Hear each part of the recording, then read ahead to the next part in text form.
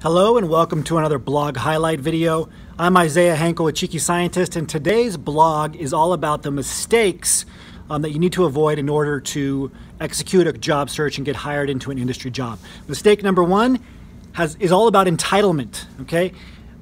When I was in graduate school, I thought at the end of my graduate school career I was going to have a PhD and all of the big companies were going to show up to my doorstep. They were literally going to come to the university and tell me that they wanted to hire me. That sounds like an exaggeration, but it's not too far off. I literally thought all I would have to do is submit a resume, a piece of paper, and these companies would all of a sudden want to pay $60,000 just to initiate the hiring process. That's how much it costs, by the way, just to go through the hiring process with one single candidate, let alone pay me, X amount of money for a series of years plus benefits, etc. It just doesn't work like that. Pfizer, Intel, Google, they're not going to show up at your doorstep. You don't deserve a job just because you have to have a PhD. You actually have to go through a sequence of events correctly in order to get a job. Mistake number two, thinking that your PI is going to get you a job, or a thesis committee member, or any lifetime academic who's never worked in industry and very likely has no industry network whatsoever. They can't help you at all. Your counselor, anybody that doesn't have actual industry experience in a real industry job, especially in STEM, they're not going to be able to help you. They have no idea what they're talking about. They're talking about book learning. They're doing things from the 1980s.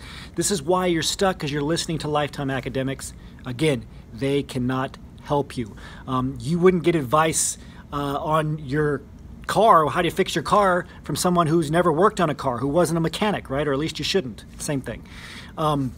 Also, listening to other people's opinions and letting them drag you down, right? Again, unqualified opinions. This might come from your lab mates, postdocs, etc. Maybe somebody uploaded a few resumes, tried to apply for a job, and then they tell you, hey, nobody's hiring right now. And you all of a sudden believe them because secretly you want to believe them because it makes you uncomfortable to put yourself out there and to apply for jobs, right? We, as PhDs, we look very closely at sample size when it comes to publications, but when it comes to other people's opinions, when it's outside of science or outside of engineering or STEM, we all of a sudden believe them. When it has to do with our career, we hear that the job market's bad, or it's hard to get a job, or working in industry sucks, and we believe people who say that, even if they're not qualified, and even if we only hear it from one or two people. So don't do that.